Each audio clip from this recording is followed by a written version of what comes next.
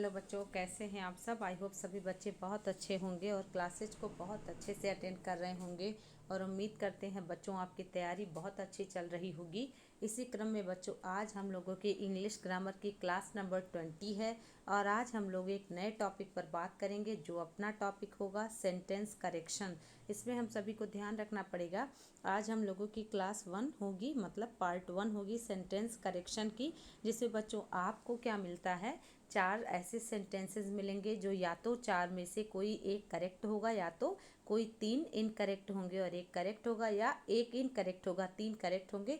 तो आपको समझना पड़ेगा कि कौन सा एक करेक्ट है या कौन सा एक इनकरेक्ट है। तो चलिएगा बच्चों स्टार्ट करते हैं, मेरे साथ बने रहिएगा, अपना आंसर देते रहिएगा बिल्कुल सही। चलिएगा, अपना पहला क्वेश्चन है, who would not love his country. हम सभी को ध्यान देना है। इसमें 4 ऑप्शन दिए हैं और 4 ऑप्शन में हम सभी को देखना पड़ेगा कि कौन सा एक करेक्ट है और इसमें इसको असर्टिव सेंटेंस में चेंज करना है। तो पहला ऑप्शन मिल रहा है every one would love his country, दूसरा है every ones should love his country, third है hardly every one would love his country और फोर्थ है some people may not love his country. तो बच्चों आपको पता है ना, ये टॉपिक हम सभी ट्रांसफॉर्मेशन में भी पढ़े थे, बट जो है सेंटेंस करेक्शन में भी ऐसे क्वेश्चंस आने लगे हैं। ओके, और ये देखिएगा, तो कह रहा है कि कौन अपने देश को प्यार नहीं करेगा, तो हर कोई अपने देश को प्यार करेगा। आपको मिल जाता है पहला वाला ऑप्शन बिल्कुल सही। ए वाले बच्चे सब करेक्ट हैं, यहाँ पर आपको फुल स्टॉप लगेगा।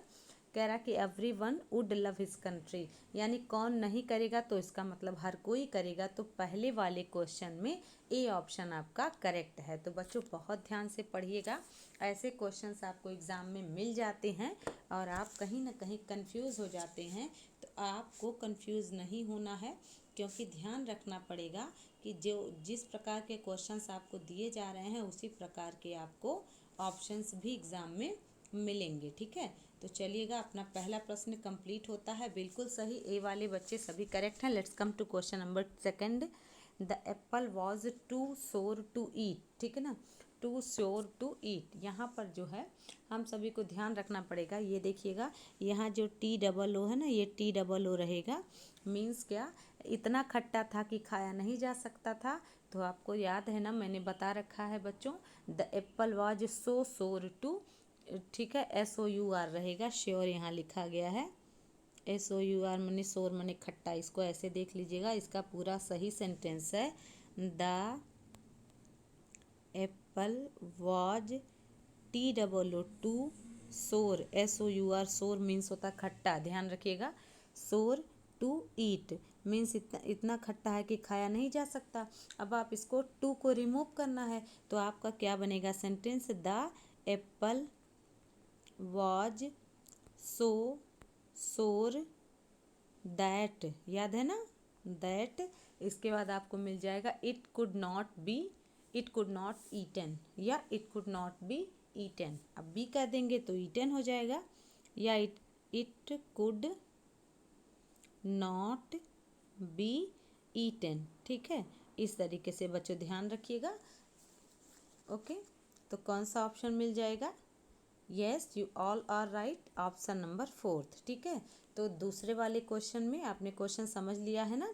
द एप्पल वाज, यहाँ पर देखिएगा, द एप्पल वाज है इसलिए कुड आया है, ध्यान रखिएगा। TOO टू रहेगा, सोर मीन्स खट्टा, टू ईट तो आप चेंज करेंगे, the Apple was so sour, SOUR sour, that it could not be eaten. Okay, बहुत अच्छे। तो ऑप्शन नंबर 4 करेक्ट है।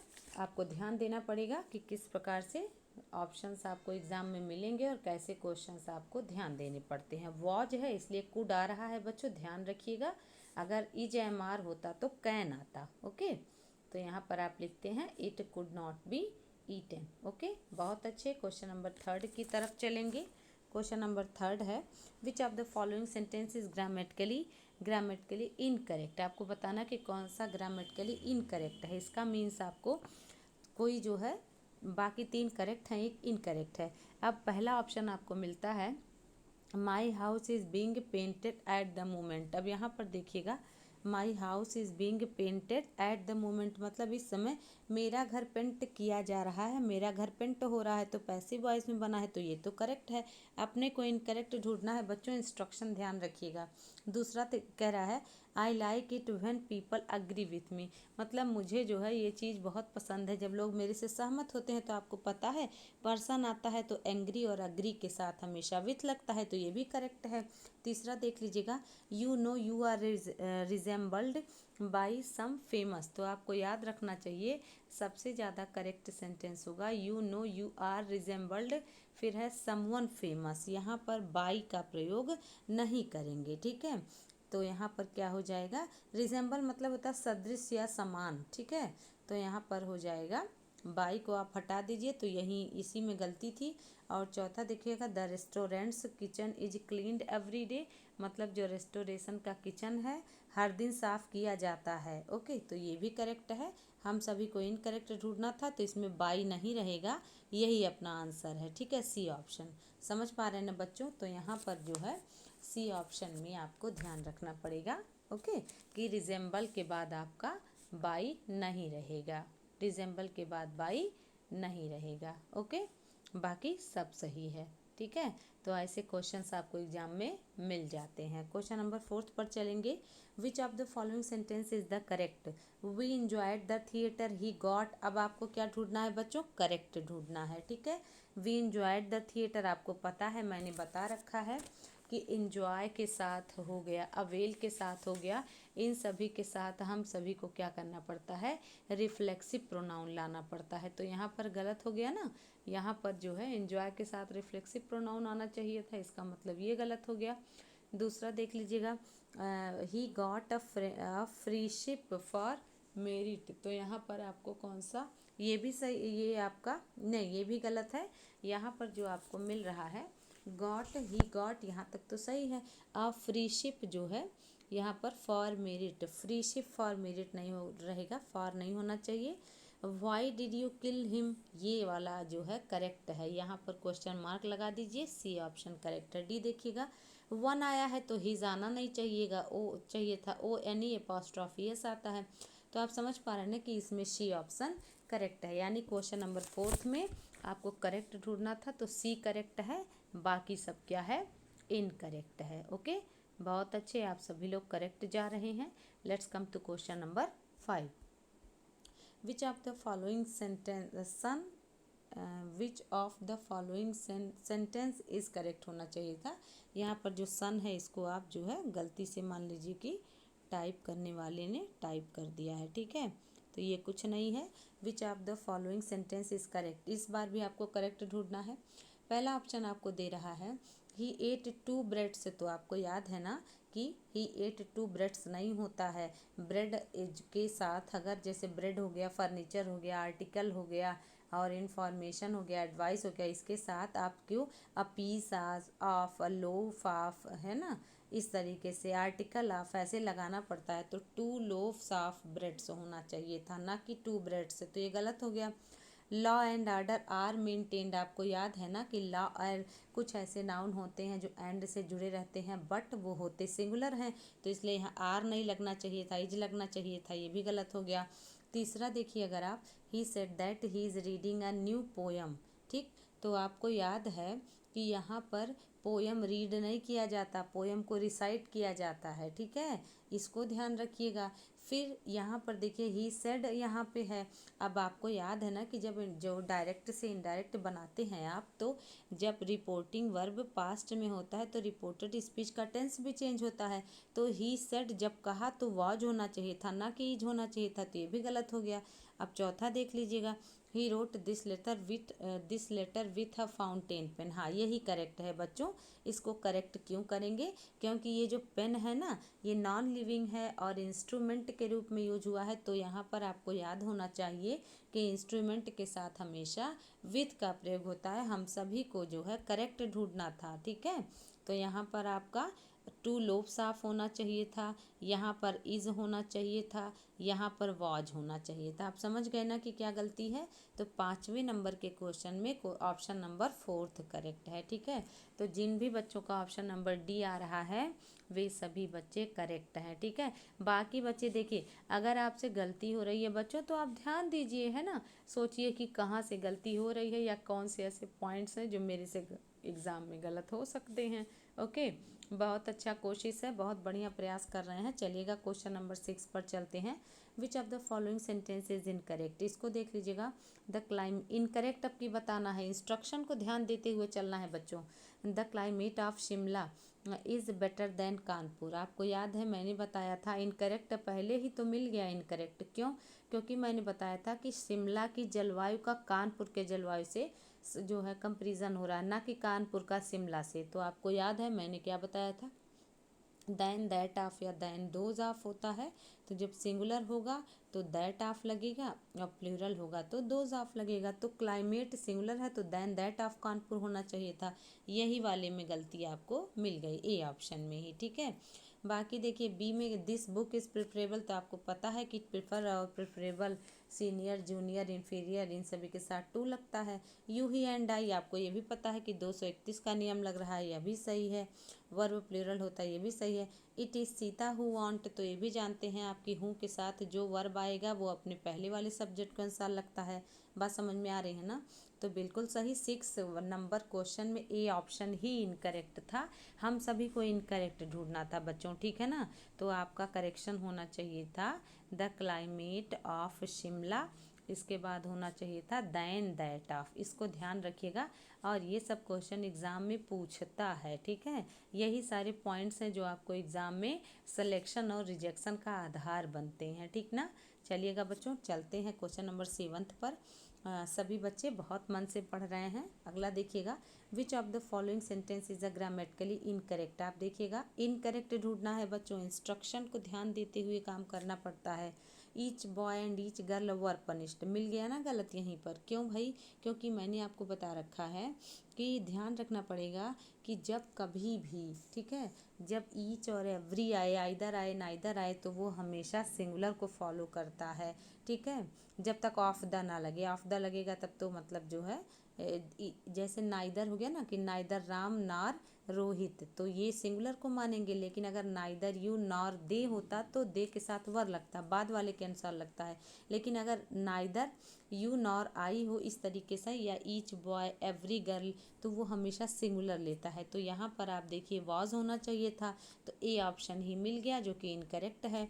बी देखिए, स्टैटिक्स इज डिफ़िकल्ट सब्जेक्ट, सांख्यिकी जो विषय है वो देखने में ऐसा लग रहा है प्लूरल, लेकिन ये है सब्जेक्ट, इसलिए mathematics, civics, physics, economics, ethics, ठीक है ना, इस तरीके के कुछ सब्जेक्ट होते हैं जो हमेशा सिंगुलर होते हैं।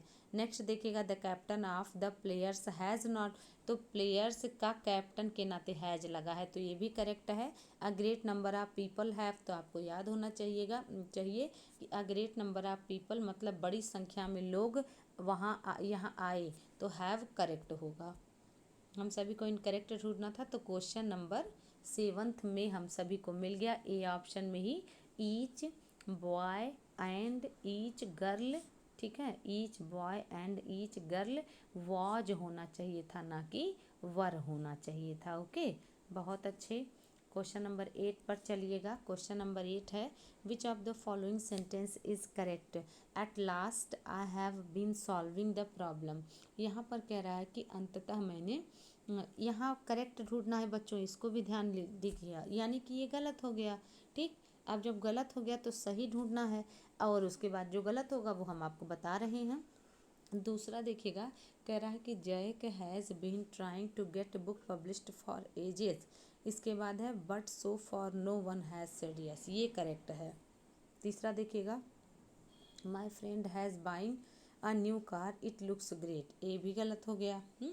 क्यों गलत हो गया, इसको हम आपको जो है बहुत अच्छे से समझाने का प्रयास करते हैं, बट आप देख लीजिए ये गलत क्यों हो गया।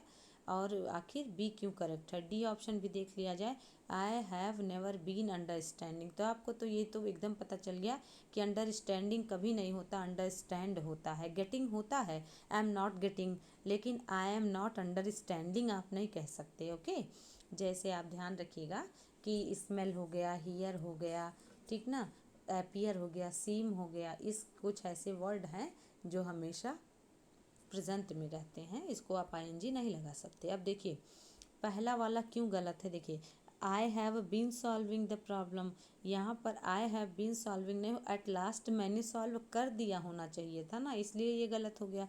दूसरा देखिए I Jack has been trying to get his book published, मतलब जो है बहुत दिनों से वो जो है पब्लिश करवाने का प्रयास कर रहा है अपनी किताब को। फिर है but so far no one has said yes, लेकिन अभी तक किसी ने हाँ नहीं कहा, तो ये तो करेक्ट है। सी क्यों इनकरेक्ट है, क्योंकि देखिए my friend has been buying a new car, मेरा मित्र एक नया कार खरीद रहा है। तो हैज़ बीन कब लगता है, आपको याद है ना, सिंस फॉर जब लगता है तभी ना प्रेजेंट परफेक्ट कॉन्टिन्यूअस और पास्ट परफेक्ट कॉन्टिन्यूअस लिखते हैं आप। तो यहाँ इज लिखना चाहिए था, ना कि हैज़ बीन। समझ पा रहे हैं ना कि ये क्यों गलत है। तो क्वेश्चन नंबर 8 का बच्चों बी करेक्ट है, जैक हैज़ बीन। ओके, बहुत ध्यान से पढ़िएगा, ऐसे ऐसे क्वेश्चंस आपको मिल जाएंगे एग्जाम में जो देखने में करेक्ट लगते हैं। बहुत अच्छे। तो जिन बच्चों का बी करेक्ट था वे बच्चे एकदम बहुत बढ़िया से प्रयास कर रहे हैं। आगे बढ़ जाएंगे क्वेश्चन नंबर 9 पर। विच of the following sentence is incorrect, it is I who want it. यहाँ पर देखिए इनकरेक्ट कह रहा है, तो ये तो 9 नंबर क्वेश्चन का आप देख पा रहे हैं ये करेक्ट है। It is I who want it, ये करेक्ट है, अपने को इनकरेक्ट ढूंढना है, ध्यान रखिए। अब देखिएगा दूसरा option, Ram you and Ram have done your duty, ये भी सही है। क्यों सही है, क्योंकि राम और यू दोनों मिला के जो है 23 लग रहा है, प्रोनाउन वाला नियम, ये करेक्ट है और वर्ब प्लूरल होना चाहिए। ठीक, it is the case of most extreme poverty, यहाँ पर आपको ध्यान रखना पड़ेगा, जब आप मोस्ट लगा रहे हैं तो स्ट्रीम क्यों लगा रहे हैं, और जब स्ट्रीम लगाएंगे तो मोस्ट नहीं लगाएंगे, एक्सट्रीम होना चाहिए था, EXTREME। ठीक है, ये करेक्ट नहीं है, ये करेक्ट होना चाहिए था EXTRE, इसके बाद ME, एक्सट्रीम मतलब होता है बहुत ज़्यादा। तो मोस्ट भी लगा रहे हैं, एक्सट्रीम भी लगा रहे हैं, तो मोस्ट को हटा दीजिए, तो यही आपका इनकरेक्ट था। अगर पहले वाला स्ट्रीम लिखेंगे तो इसका मतलब धारा हो जाएगा, यहाँ पर नहीं होना चाहिए था। और ऑल फर्नीचर है, he has sold all furniture, ये तो करेक्ट है, ये भी करेक्ट है, ये भी करेक्ट है। यहीं पर आपका मोस्ट हटा दीजिए तो स्ट्रीम आप लगा सकते थे, यही आपका इनकरेक्ट है। सी, अपने को इनकरेक्ट ढूंढना था। ओके, जैसे आपको बताए थे ना कि most complete, most perfect, most unique ऐसे नहीं लिखा जाता, तो मोस्ट एक्सट्रीम भी नहीं लिखा जाता, क्योंकि एक्सट्रीम मतलब ही हो गया ना कि पराकाष्ठा। ओके, तो क्वेश्चन नंबर 9 का बच्चों इनकरेक्ट ढूंढना था, तो सी ऑप्शन करेक्ट है। आप सभी लोग जो भी बच्चे सी कर रहे हैं वो देख लें कि कैसे क्वेश्चंस एग्जाम में आते हैं और कैसे आपको मेहनत करना है, बहुत आसान से टॉपिक को कैसे हमको और आसान बनाना है। Okay, let's come to question number 10, find out the correct sentence. आपको अब की बार करेक्ट ढूंढना है। He gave me much too pain, अब आपको पता है ना कि यहाँ पर आपको क्या देखना पड़ेगा, he gave me much too pain, तो यहाँ पर मच टू और पेन आप दोनों लिख रहे हैं। तीसरा देखिएगा, आई शैल गो जस्ट नाउ, इसको आप देख लीजिएगा, आई शैल गो जस्ट नाउ। फिर आप तीसरे क्वेश्चन की बात करें, he always gets success since he hardly works, फिर I shall be only too glad to see you. आप बताइए कौन सा करेक्ट है। देखिए करेक्ट तो डी है, डी वाले बच्चे आप सभी लोग करेक्ट कर लें।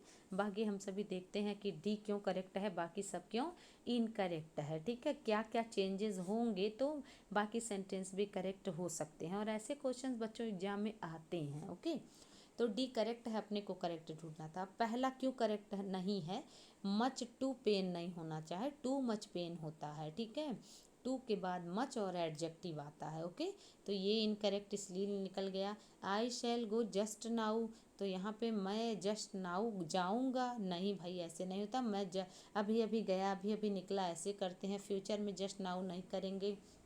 फिर देखिएगा, फिर है he always gets success since he hardly work, तो आप कह रहे हैं he always gets success since he hardly works कर रहे हैं।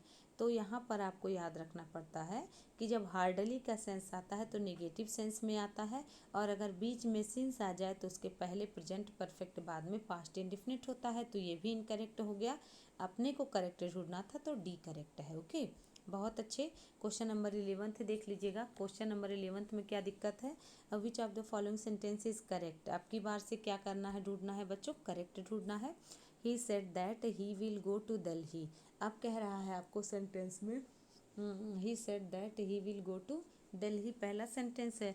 दूसरा कह रहा है he said that he would go to Delhi, और तीसरा ऑप्शन कह रहा है आपको he told that he will go to Delhi, और चौथा कह रहा है he tells that he would go to Delhi. आपको ध्यान रखना पड़ेगा कि कौन सा इनकरेक्ट, सारे इनकरेक्ट हैं, कौन सा एक करेक्ट है। देखिए जब प्रेजेंट आप देखते हैं ना, डायरेक्ट से इनडायरेक्ट बनाते समय रिपोर्टिंग वर्ब आपका प्रेजेंट में हो तो टेंस नहीं चेंज होता, लेकिन रिपोर्टिंग वर्ब अगर पास्ट में हो तो यहाँ पे विल का वुड हो जाता है। तो ये तो इनकरेक्ट हो गया, अपने को करेक्ट ढूंढना है। दूसरा ही करेक्ट है, क्योंकि आप देखिए विल का वुड होता है, शैल का शुड होता है। और तीसरा जब टोल्ड आया है तो फिर से यहाँ विल कैसे ला दिया, वुड लाना चाहिए था। और यहाँ पर he tell the us, he tells us होना चाहिए। और जब प्रेजेंट है तो यहाँ चेंज कर दिया है, तो ये भी इनकरेक्ट हो गया।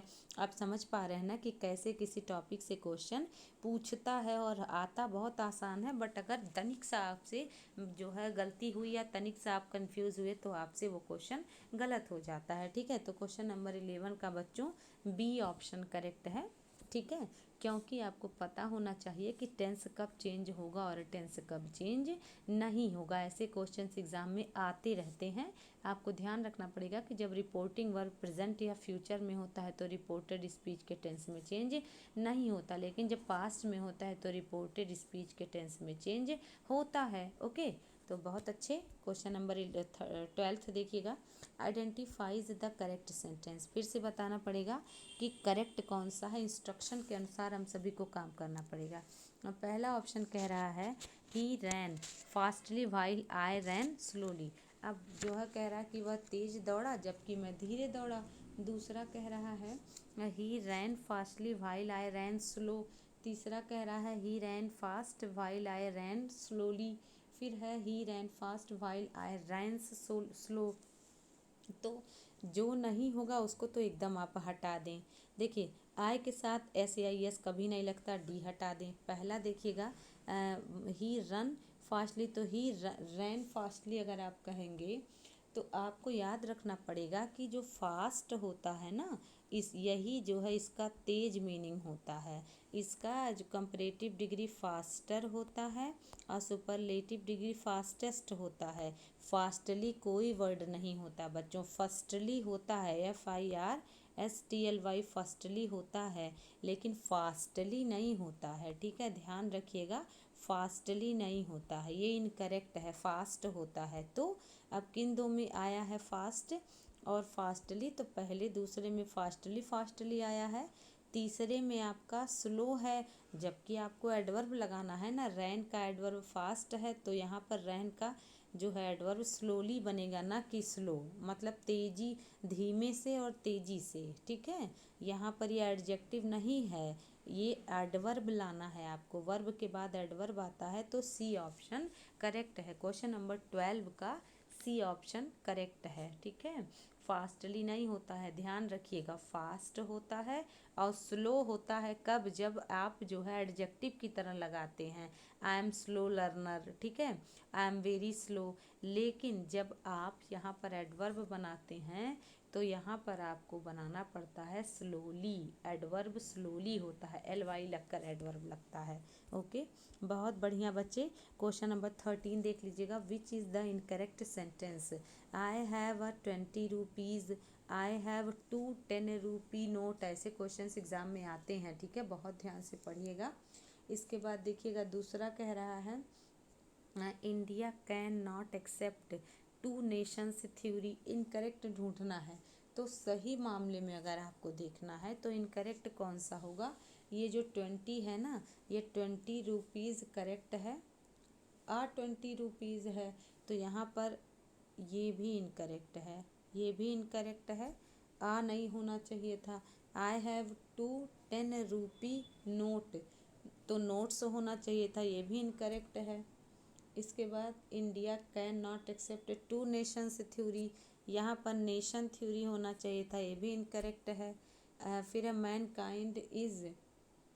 काइंड इज डिमेंटेड, ये आपका जो है करेक्ट है।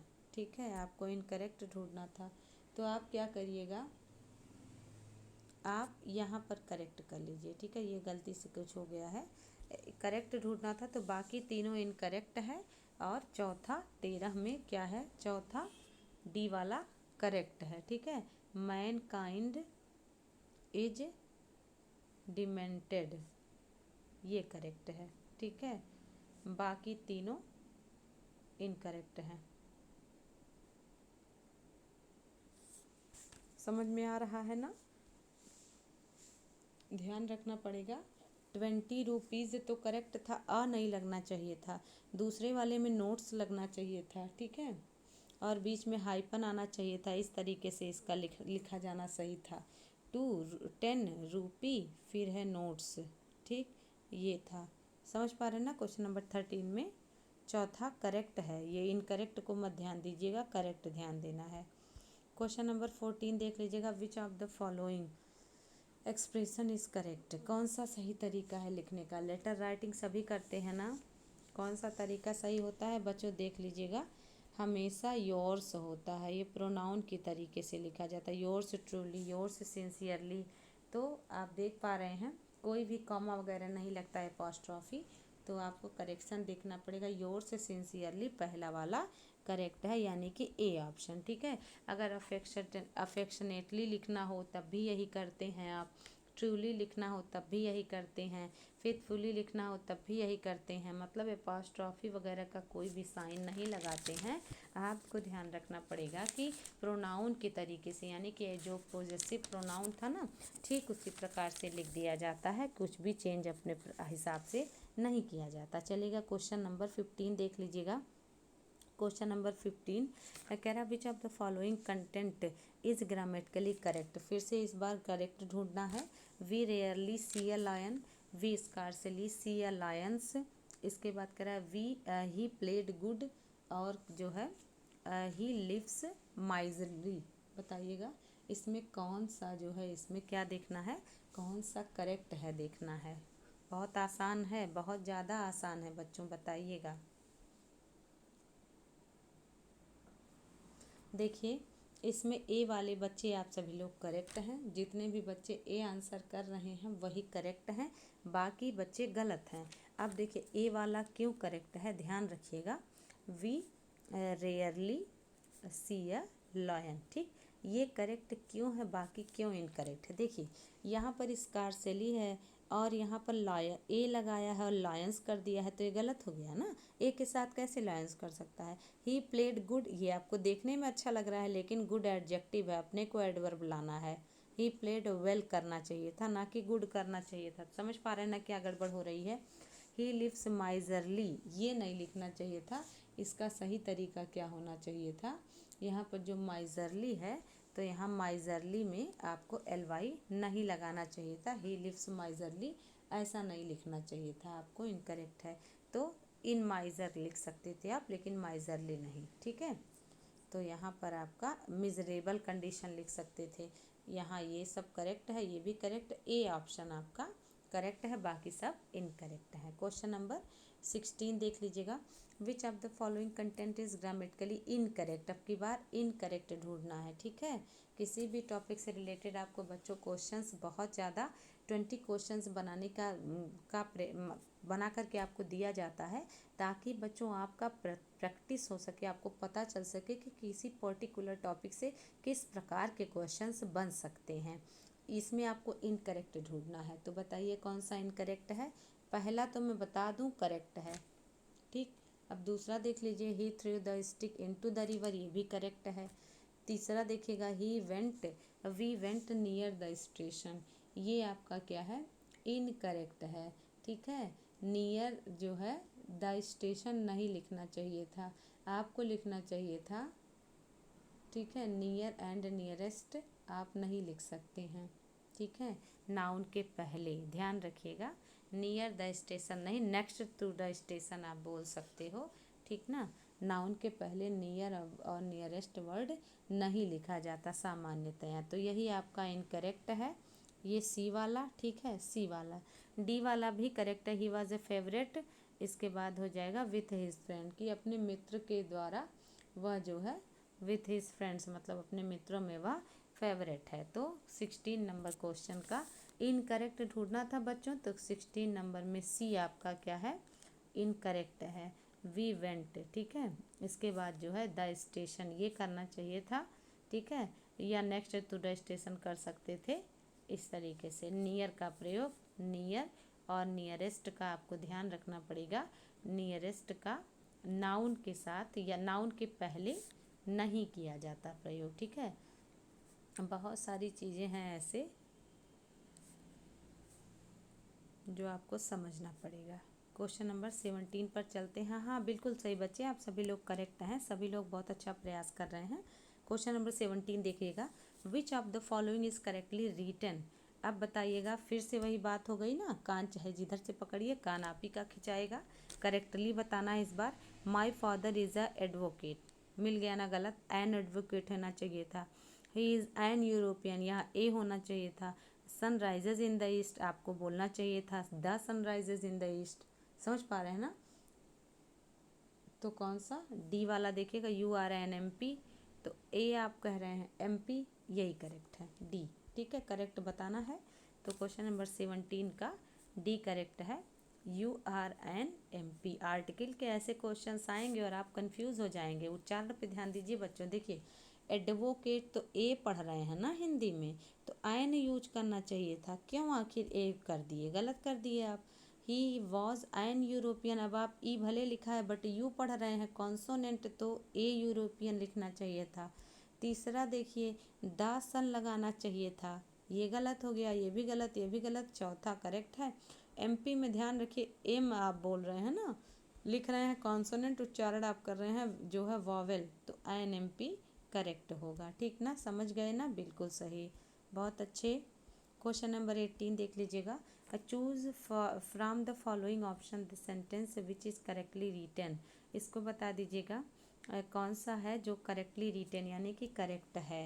ओके, पहला कह रहा है व्हेन ही विल ग्रो, तो आपको तो मैंने बता रखा है ना, आपने नोट भी किया होगा, लर्न भी किया होगा कि जब कभी भी आपको व्हेन वाले सेंटेंस मिल जाए, बाद वाले फ्यूचर मिल जाए, तो आपको बहुत अच्छे से इस बात को ध्यान रख लेना पड़ता है कि व्हेन वाला सेंटेंस कभी भी फ्यूचर में नहीं होता, तो पहला वाला गलत हो गया। अब ही के साथ ग्रू कैसे आ जाएगा जब बाद में फ्यूचर है, तो पास्ट और फ्यूचर का भी कॉम्बिनेशन नहीं बनता, हमेशा कॉम्बिनेशन बनता है प्रेजेंट का और फ्यूचर का। तो प्रेजेंट और फ्यूचर का कॉम्बिनेशन किस में बन रहा है, तो प्रेजेंट और फ्यूचर का कॉम्बिनेशन आपको मिल रहा है बच्चों किस में, सी ऑप्शन में, बिल्कुल सही, आप सभी लोग करेक्ट हैं, सी वाले बच्चे करेक्ट हैं। डी में देखिए पहले प्रेजेंट दूसरा बाद में पास्ट, तो ये भी गलत हो गया। अनलेस हो गया, अनटिल हो गया, इफ़ हो गया।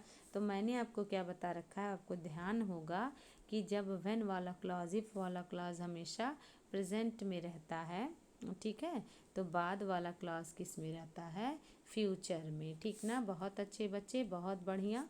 अगर देख लीजिए क्वेश्चन नंबर 19, तो आप बताइए इसमें क्या है।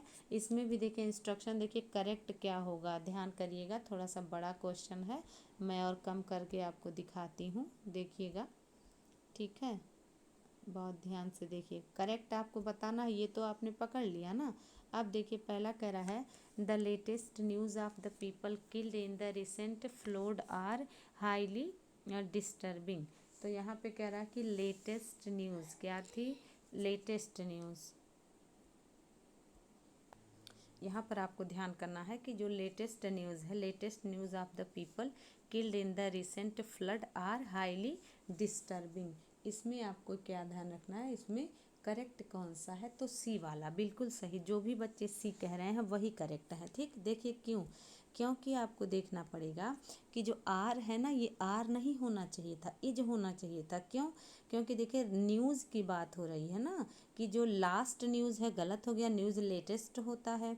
और दूसरे में देखिए latest news of the people killed in the recent flood, तो यहाँ पर जब प्रेजेंट दिया है तो आप पास्ट कैसे कर देंगे, गलत हो गया, नन ऑफ द अबव होगा नहीं। तो यहाँ पर क्वेश्चन नंबर 19 में सी करेक्ट होगा। द लेटेस्ट न्यूज आप करते हैं लेटेस्ट, इसके बाद न्यूज़ करेंगे तो यहाँ पर आपको इज करेक्ट करना पड़ेगा, ना कि आर, ना कि वाज। ओके, ये सी वाला ऑप्शन करेक्ट है। सभी बच्चे ध्यान से देख लीजिएगा। ओके, क्वेश्चन नंबर 20 देख लेते हैं। ये भी थोड़ा सा लंबा है बट बच्चे ध्यान दीजिएगा। Which of the following sentence is the correct form the given sentence, he is anxious not only to acquire knowledge but also eager to display it, है ना।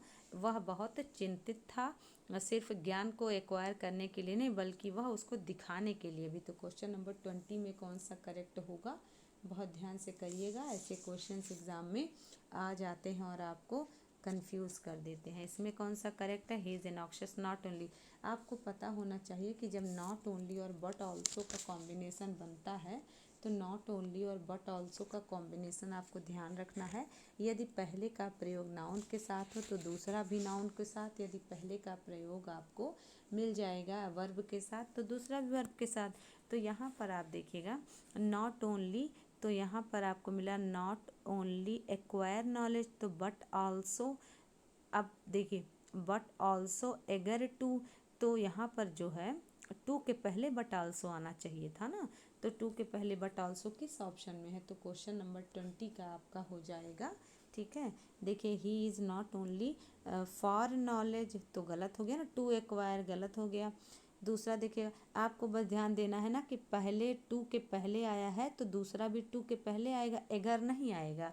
तो किस ऑप्शन में है, बी में भी नहीं। अगर तीसरे ऑप्शन में देखा जाए तो तीसरे ऑप्शन में आपको होना चाहिए था, he is not only anxious to acquire knowledge but also eager to display it ही, ठीक है ना, to acquire knowledge but also eager to, तो यही आपका जो है करेक्ट हो जाएगा। ही इज़ नॉट ओनली, इसके बाद जो है टू एनॉक्शियस, यहाँ देखिएगा ये वाला तो है ही।